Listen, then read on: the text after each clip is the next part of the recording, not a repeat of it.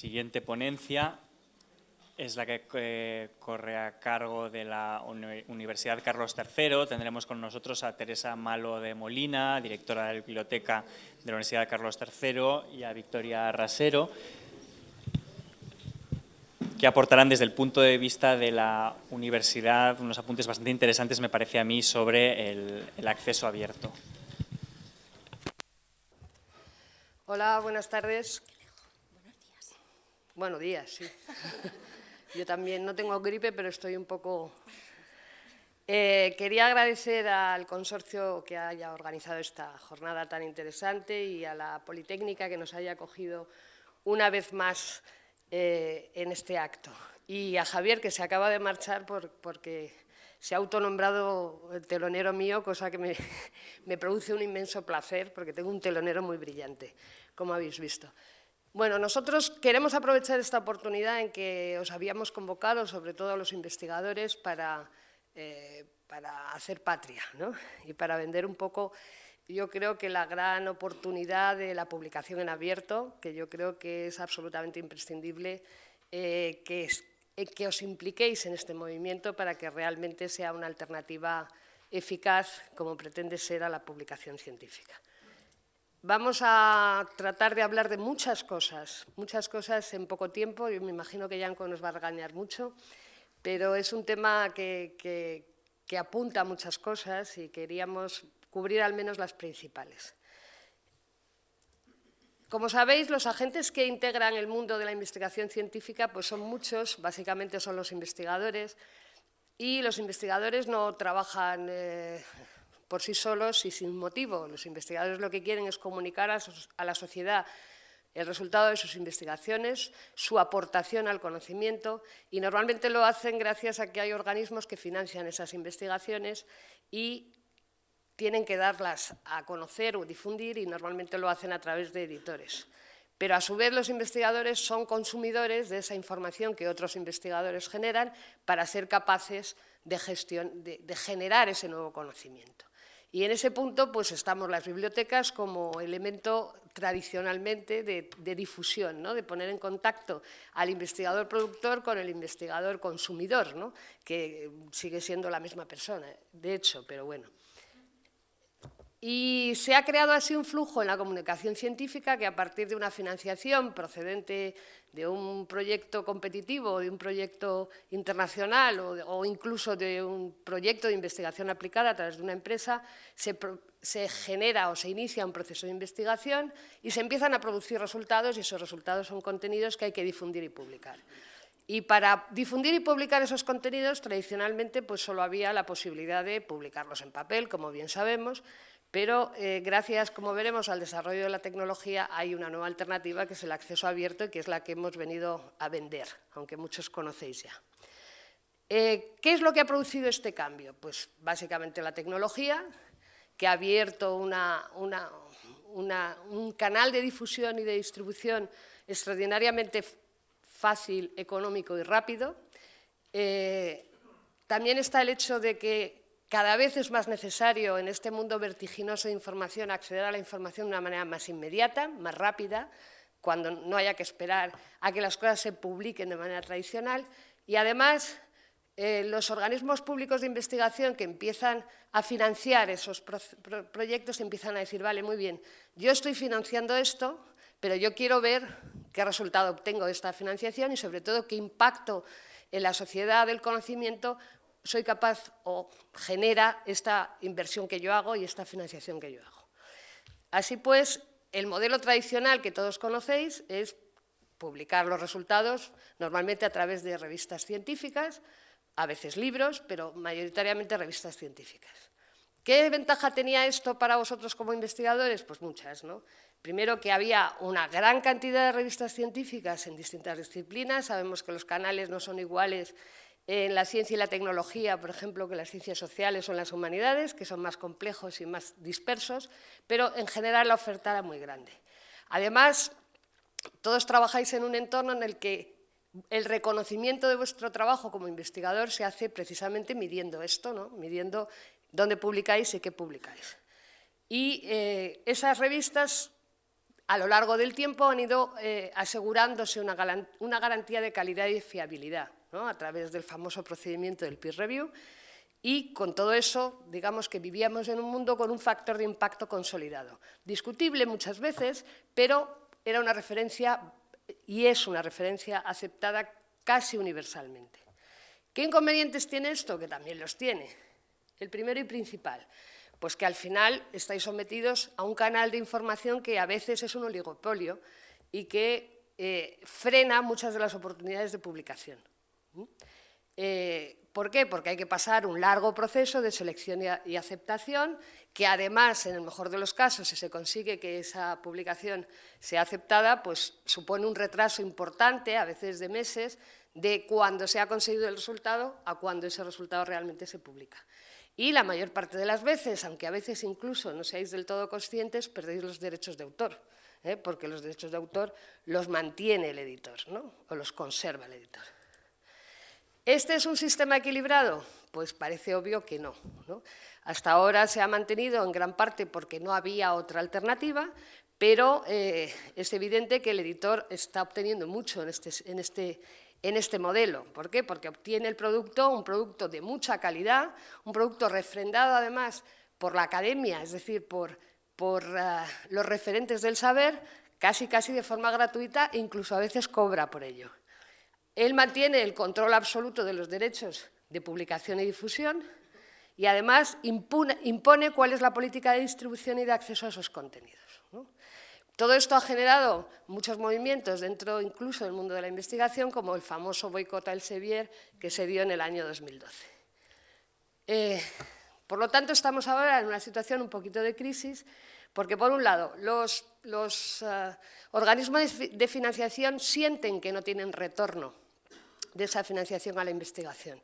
¿Por qué? Pues porque actualmente tú puedes acceder a los resultados de investigación únicamente mediante pago. Y ese pago, además, curiosamente, en lugar de irse cada vez resultando más liviano, porque los medios de producción han abaratado los costes, sin embargo, cada vez es más alto, que es una locura que sufrimos todos. Y, además, pues, los procesos de peer review, que en cierto sentido están muy bien, retrasan también mucho la publicación de los resultados. Bueno, así surge el Open Access o la publicación en abierto como una alternativa a esto. ¿Por qué? Pues porque tenemos claro que la transferencia del conocimiento es esencial para el proceso educativo, la generación de ese nuevo es esencial también para que haya una generación de nuevo conocimiento, es decir, es esencial para la investigación y la innovación y, por supuesto, es lo único que proporciona una puesta en valor del conocimiento generado y, por lo tanto, tiene impacto social porque hace avanzar a la sociedad. Como ya sabéis, y no me voy a extender mucho, este movimiento nace en el año 99, cuando se funda el Open Archives Initiatives, que lo que produce es un estándar capaz de hacerse entender a los sistemas entre sí, la famosa interoperabilidad, y a partir de ahí pues surge primero una iniciativa de un grupo de investigadores nada desdeñable, porque llega a ser firmada por 30.000 científicos, en la que se pide que el acceso al conocimiento, a los resultados, sea lo más inmediato posible, con un límite máximo de 6 meses, y luego ya surge la Declaración de Budapest y la de Berlín sobre el movimiento el publicar en abierto, el compromiso de publicar en abierto los resultados de investigación. Y quiero resaltar que este año todas las universidades que componen el Consorcio Madroño han firmado una declaración de apoyo al acceso abierto, lo cual yo creo que debe significar un compromiso de esas instituciones y de vosotros, como miembros de esas instituciones, por favorecer este movimiento. Bueno, ya sabéis un poco el modelo en qué consiste. Consiste en poner en abierto, o sea, libre y accesible a la gente en Internet los resultados de investigación, permitiendo además hacer algunos usos, que esos usos se pueden controlar y limitar y decidir, pero sobre todo reconociendo siempre la autoría, que es algo absolutamente fundamental. Ahora estamos en un mundo un poquito más amplio, en donde ya no solo se habla de Open Access, sino se habla de Open Knowledge, porque se aspira no solo a difundir, poner en común lo que son resultados de investigación, sino incluso los famosos datos con los que se trabaja de investigación, que pueden servir de base para otras investigaciones. Bien. El movimiento Open Data y Data Sharing lo que pretende es crear una infraestructura global para que los datos científicos sean manejables y utilizables. Es decir, en muchos casos una investigación gran parte del tiempo la lleva a la recolección de una serie de datos que luego se utilizan desde una determinada perspectiva y luego no son reutilizables. Entonces, la idea es intentar aprovechar eso y generar mayor productividad científica. Bueno, sabéis que hay 3 vías clásicas del Open Access, la famosa vía dorada, que es cuando se puede publicar directamente en revistas que son de acceso abierto, que podéis consultar en el Directory of Open Access Journal, o en libros también. La vía verde cuando se publica en repositorios institucionales y una híbrida que es cuando los editores permiten publicar a sus autores en abierto, aunque la revista no sea en abierto. ¿Vale? Nosotros tradicionalmente en las bibliotecas lo que hemos trabajado sobre todo es la vía verde. Hemos creado repositorios o archivos abiertos. ¿Qué son? Pues es un sitio donde lo que intentamos es preservar y sobre todo difundir toda la producción científica de la investigación en la que estamos. En concreto, en el caso en el que estamos, cada una de nuestras universidades tiene su propio repositorio. ¿Y qué es lo que tienen? Pues tienen esos artículos, libros, documentos de trabajo, tesis, es decir, toda una tipología documental y un conjunto de metadatos que autoinforman cada uno de estos documentos y que permiten que, a su vez, una vez metido en un repositorio, pueda expandirse a muchos y múltiples repositorios de una manera muy sencilla. ¿Qué ventajas tiene el Open Access? Pues, básicamente, mejora la comunicación científica. ¿Por qué? Porque hay una rapidez inmediata en la transferencia de conocimiento. Desde el momento en que un investigador redacta o escribe el resultado de su investigación, puede, al minuto siguiente, estar publicado y difundido a todo el mundo mundial. ¿Qué dirían? ¿Esto qué significa? Pues significa que los resultados de investigación van a tener mucha más audiencia, se dirigen a mucho más público, van a tener, por lo tanto, más consultas y, a su vez, cada investigador va a tener más impacto, es evidente. Y, sobre todo, los contenidos, va a haber más contenidos accesibles, va a generar más conocimiento y va a haber más citas, las famosas citas. Pero, además, no solo es esto, no solo conseguimos un sistema rápido de difusión de la comunicación científica, rápido de ver los resultados y dar mayor visibilidad a los investigadores, sino que, además, permitimos la reutilización de contenidos, lo cual mejora la calidad, permitimos reducir costes, permitimos que la ciencia esté al alcance de cualquiera y se permite también que haya una transparencia en los usos de los fondos públicos que han financiado esa investigación. Y, sobre todo, contribuimos a la creación de una infraestructura global hacia una red mundial de la ciencia electrónica, ¿no? de la ciencia en el mundo.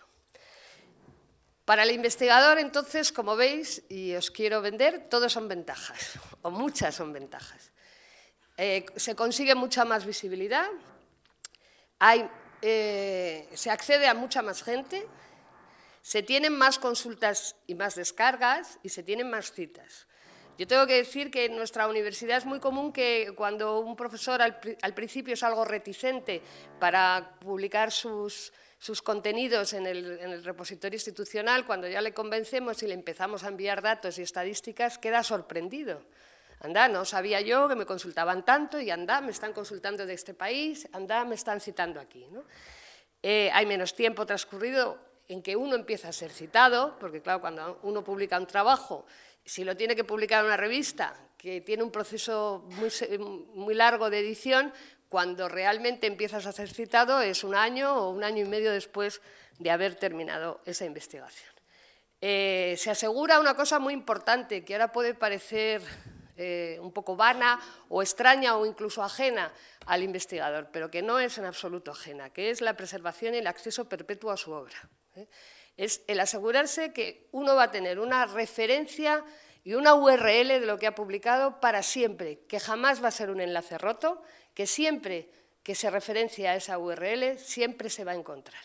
Y que además esa documentación o ese contenido va a entrar en unos planes de preservación a lo largo del tiempo que van a garantizar que dentro de 40 años ese trabajo sea recuperable exactamente igual que ahora, ¿no?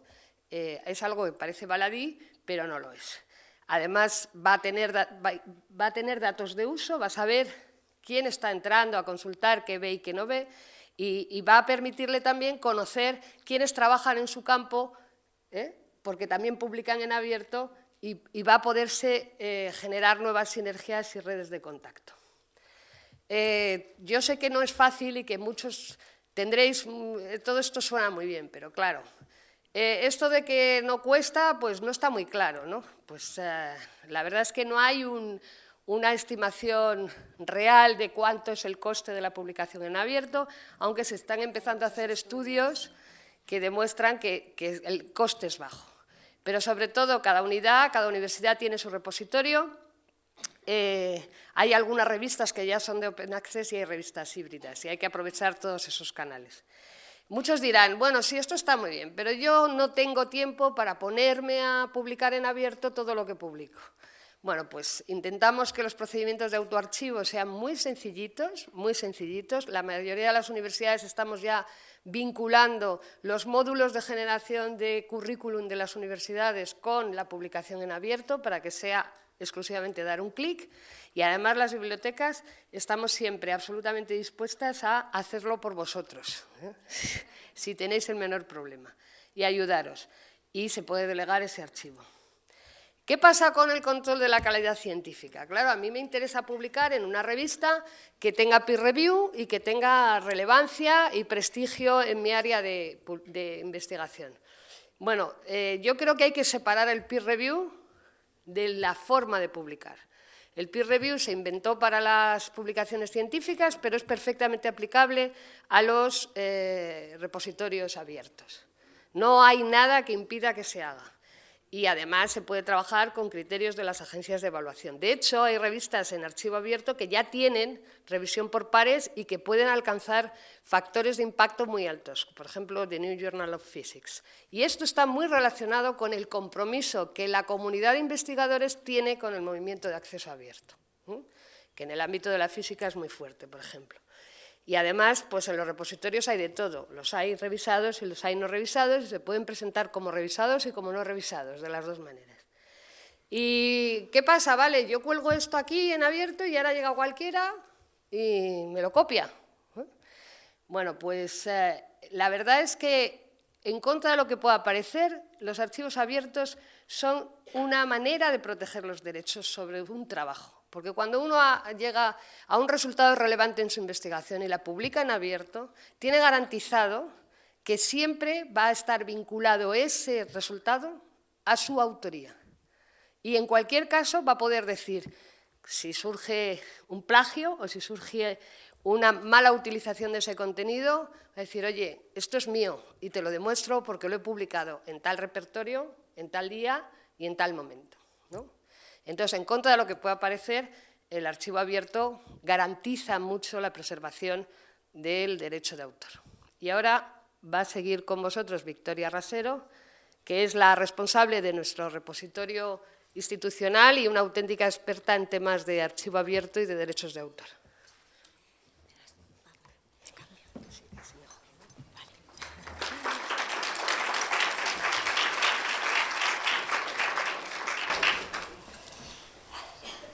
Hola, buenos días a todos. Vamos ahora a incidir en lo que son políticas públicas de promoción del acceso abierto y, sobre todo, en la relación del acceso abierto con los derechos de autor, con la protección de los derechos de autor y el cumplimiento de la legislación de propiedad intelectual. Los organismos, en general, la investigación se nutre o se financia con fondos públicos. Son los organismos públicos, administraciones públicas, las que financian los proyectos de investigación, por lo general, aunque pueda haber patrocinio de empresas privadas. Entonces, las instituciones con competencia en el ámbito investigador, en el ámbito de la ciencia, son las responsables de promover las políticas de acceso abierto, entre la comunidad científica, ¿vale? ¿Cuál es el objetivo de estas políticas? Pues que haya un retorno de la inversión de fondos públicos en beneficio de toda la sociedad y no que se beneficien unas cuantas empresas o unas editoriales que controlan el negocio de la edición científica.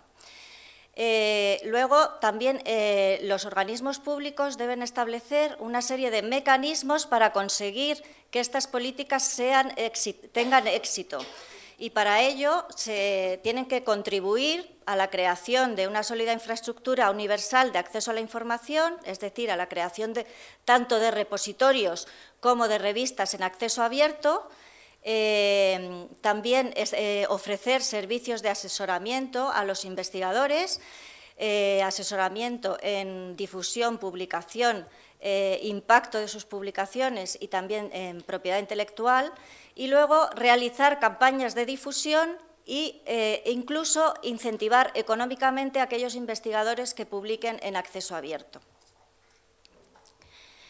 Desde hace una década han surgido numerosísimas iniciativas a este respecto. Hay muchísimas políticas en el ámbito internacional que promueven el desarrollo del acceso abierto y que requieren que los resultados de investigación sean depositados tanto en vía verde como en vía dorada, o sea, en repositorios o en revistas. Estas políticas pueden recomendar a los investigadores que hagan el depósito en acceso abierto o bien pueden establecer un mandato, es decir, que sea obligatorio. Ya que estamos financiando esta investigación, nosotros exigimos que los resultados se depositen en acceso abierto y sean accesibles a todo el mundo, a todo el público. Hay un registro, un sitio web, ROARMAP, que es un registro de políticas institucionales que, como veis, bueno, esta gráfica no sé si se ve bien, ha aumentado exponencialmente las disposiciones o las políticas en beneficio del acceso abierto a los resultados de investigación. Desde el año 2001, que comenzó a expandirse el movimiento del acceso abierto, hasta el año 2013, pues ha crecido, o sea, se ha quintuplicado. Vamos a hablar, como he mencionado anteriormente, hay muchísimos ejemplos de políticas. Por ejemplo, en Gran Bretaña hay una ley nacional que promueve sobre todo el depósito de resultados de investigación a través de la vía dorada, en revistas Open Access. En España se tiende más a la vía verde, ¿no? A promover la vía verde, el depósito de resultados de investigación en repositorios institucionales o temáticos. Como ejemplos de estas políticas de nuestro entorno tenemos las disposiciones de la Comisión Europea. En el 7º programa marco se dictó una iniciativa para que los investigadores hicieran los mayores esfuerzos para depositar los resultados de investigación financiados o de resultados de proyectos del 7º programa marco en repositorios, en un determinado plazo de tiempo no superior a los 12 meses. Y luego, en el programa Horizonte 2020, que es el que se está promocionando ahora, se incide sobre todo en la creación de infraestructuras digitales, ¿vale?, para difundir la ciencia a través del acceso abierto, del Open Access.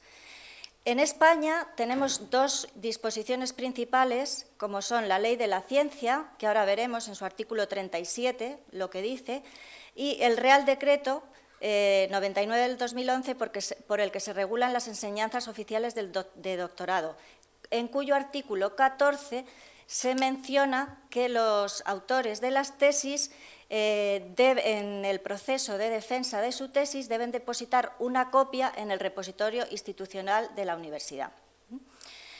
Luego, en el ámbito regional, la Comunidad de Madrid viene promoviendo el acceso abierto desde hace varios años, desde el año 2006. con la creación con el contrato programa e-Ciencia, a partir del cual ha surgido el proyecto e-Ciencia y el portal que recoge todos los resultados de investigación, que recopila todos los metadatos que tienen los repositorios institucionales de las universidades de Madrid y la UNED, y algunas otras instituciones que se han añadido después, como el CSIC. Y luego también en las últimas convocatorias recomienda a los investigadores que depositen los documentos o sus publicaciones en acceso abierto, sobre todo las publicaciones resultados de la financiación de sus proyectos, ¿vale? Y en cuanto al ámbito institucional, también se han dictado bastantes políticas, pero destacamos sobre todo dos por ser las más completas y las que se pueden tomar como modelo. La política institucional de la Universidad Autónoma de Barcelona y la política de acceso abierto de la Universidad Politécnica de Madrid. Si tenéis acceso a las diapositivas, tenéis aquí el enlace a cada una de las políticas y podéis echarles un vistazo. Bueno, he seleccionado dos ejemplos de lo ultimísimo, que ha sido muy reciente, relacionado con políticas públicas de acceso abierto. En Argentina, hace unos días, se ha aprobado la Ley de Creación de Repositorios Digitales Institucionales. Es una ley que favorece la creación de una red de repositorios de todo el país, en el que se debe depositar la ciencia financiada con los fondos públicos del Estado argentino. Y luego en Estados Unidos, ya tienen también, en Estados Unidos hay muchas iniciativas de grandes sociedades científicas o instituciones nacionales como el National Institute of Health y otros, que promueven el acceso abierto. La Universidad de Harvard también obliga a sus investigadores a depositar absolutamente todo en acceso abierto. Pero bueno, lo último que ha dictado, que se ha presentado en el Senado de Estados Unidos, es una introducción para que los libros de texto, los manuales universitarios, sean accesibles a todos los alumnos, es decir, que estén en acceso abierto, ¿vale? También lo podréis ver si pincháis el enlace, la noticia. ¿Qué contienen o qué requisitos normalmente contienen las políticas de Open Access? Pues en primer lugar te indican quién tiene la obligación de depositar, que por lo general son los investigadores, los propios investigadores, ¿vale? ¿Qué tipos de documentos se deben depositar? Pues los resultados de investigación, como tesis, artículos, congresos y en algunos casos monografías, informes, etcétera. ¿Dónde se ha de depositar? Pues, por lo general, se ha de depositar una copia digital de alguna versión del documento. Ya hablaremos ahora en breve de las versiones de los documentos científicos, sobre todo de los artículos. Se debe depositar una copia de alguna versión en un repositorio institucional de acceso abierto, ¿vale? ¿Y cuándo se tiene que depositar? Pues normalmente en un plazo comprendido entre 6 y 18 meses después de su publicación, para no retrasar mucho la difusión. Aquí, hemos copiado o hemos reproducido el artículo 37 de la Ley de la Ciencia, que habla de la difusión en acceso abierto.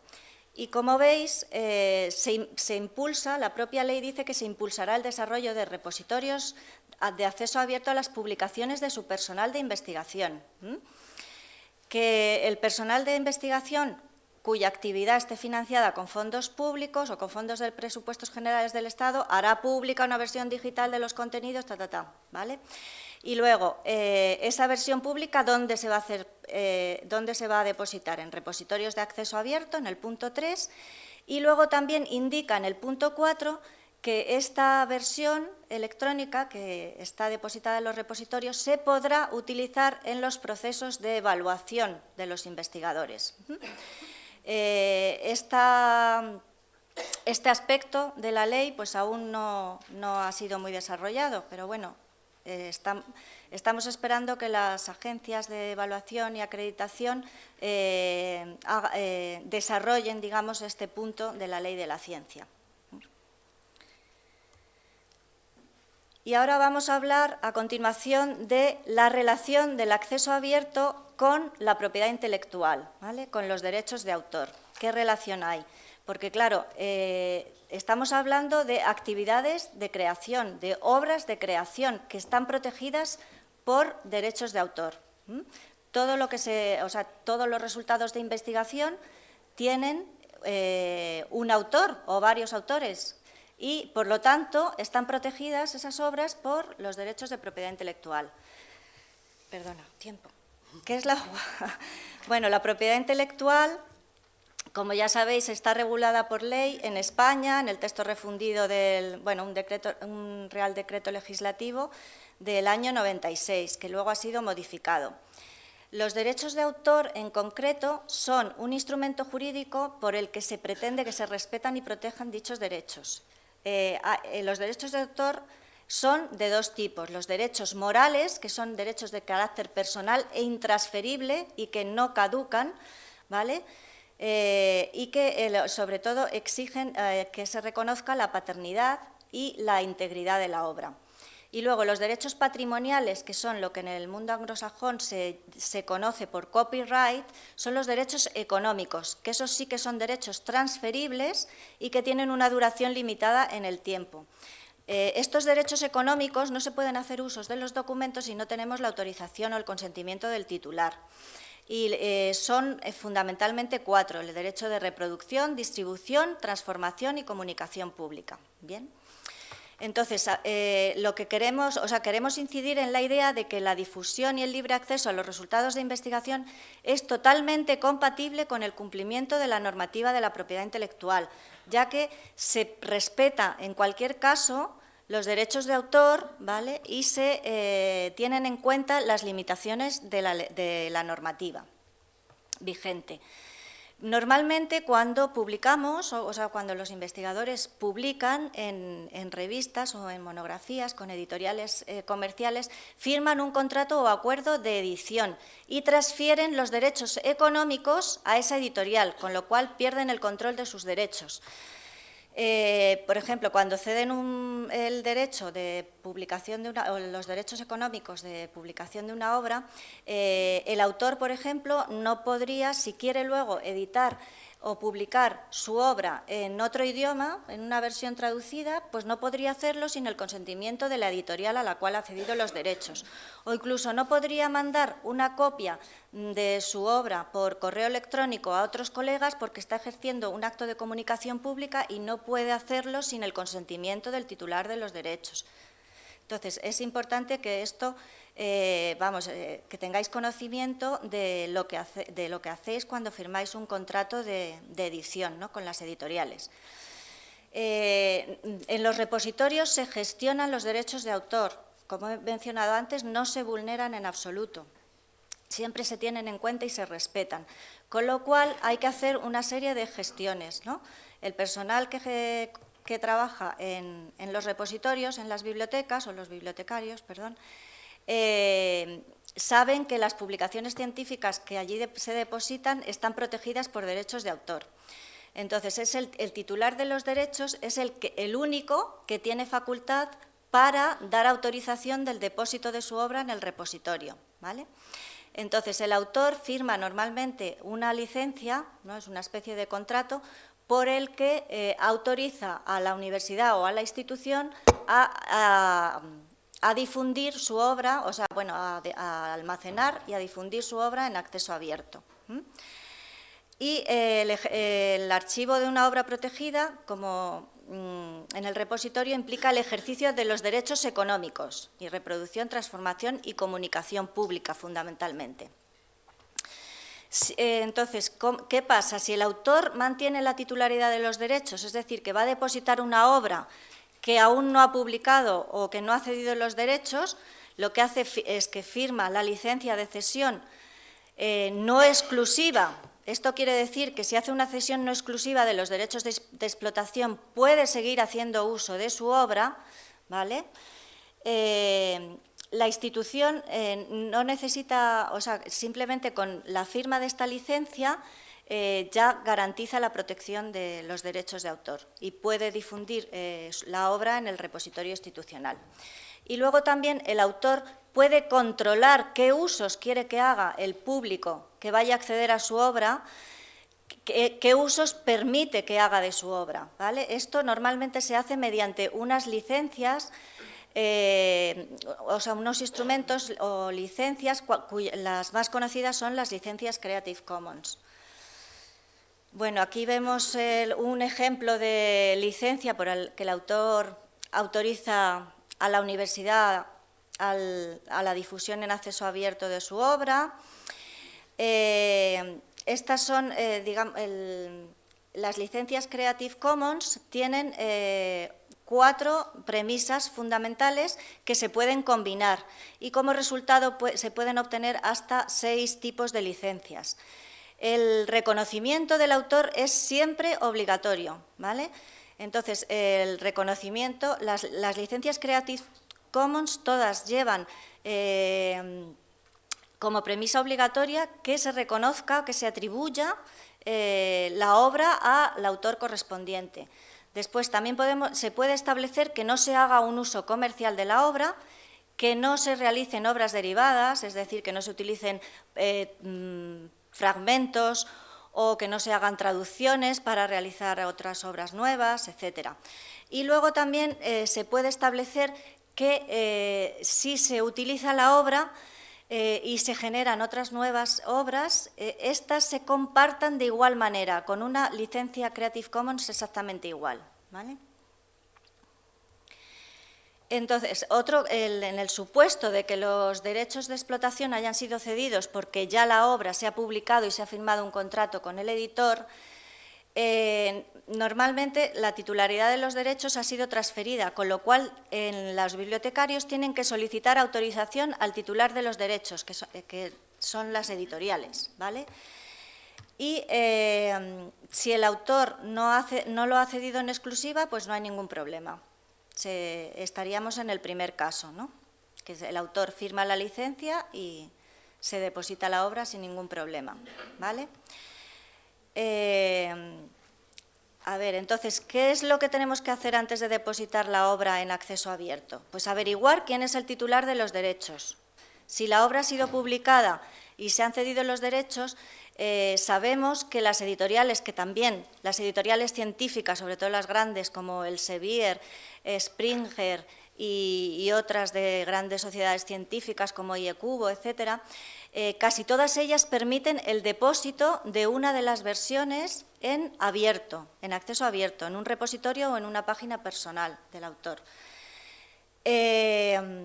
Luego también tendríamos que averiguar cuál es la política de personal y para ello la política editorial, de la editorial, con respecto al acceso abierto.